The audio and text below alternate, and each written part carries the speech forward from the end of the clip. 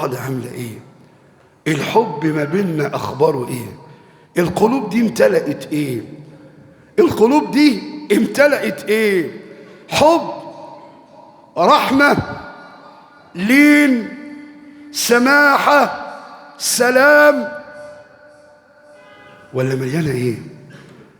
الراحمون يرحمهم الرحمن. عايزين نتعامل مع بعض برحمة. تعرف احنا لو تعاملنا مع بعض برحمة والله لعشنا حياة السعداء. لو كل واحد يرحم اخوه المسلم، لو الرئيس يرحم الشعب، لو الحكومة ترحم الشعب، لو الغني يرحم الفقير، لو الرجل يرحم والديه والزوج يرحم زوجته، لو كل واحد يرحم التاني، الجار يرحم جاره، الصديق يرحم صديقه، الأقارب، الأحباب، لو تعاملنا بهذا المنطق لعشنا حياة السعداء.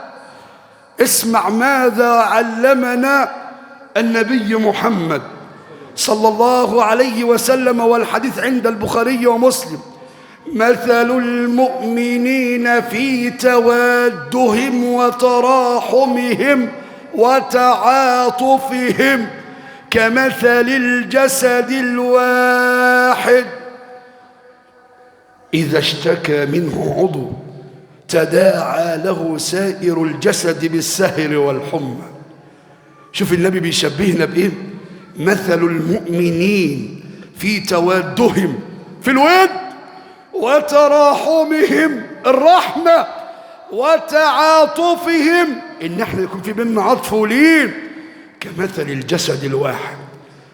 طب احنا دلوقتي بنتعامل برحمة، بنتعامل بود، بنتعامل بتعاطف، ولا انتشر وكثر الحقد والحسد والضغينة والكراهية والبغضاء والشحناء؟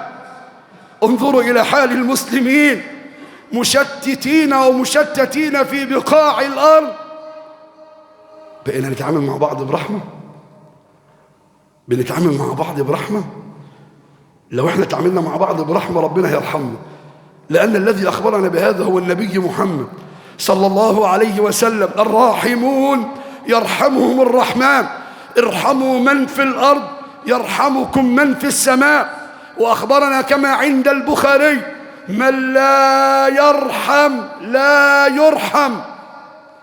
وفي حديث عند أحمد من حديث عبد الله بن عمرو بن العاص رضي الله عنهما أنه صلى الله عليه وسلم قال: ارحموا ترحموا واغفروا يغفر لكم. ارحموا بعض ربنا ايه؟ هيرحمكم. واغفروا يغفر لكم، يعني اغفروا ذلات بعض، اغفروا ذلات بعض. عارف النبي بيعلمنا ايه؟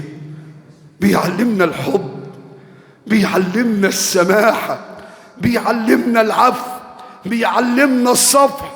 صلى الله على من علم الدنيا الحب، صلى الله على من علم الدنيا الحب، صلى الله على من علم الدنيا الحب في زمان نحتاج فيه إلى الحب.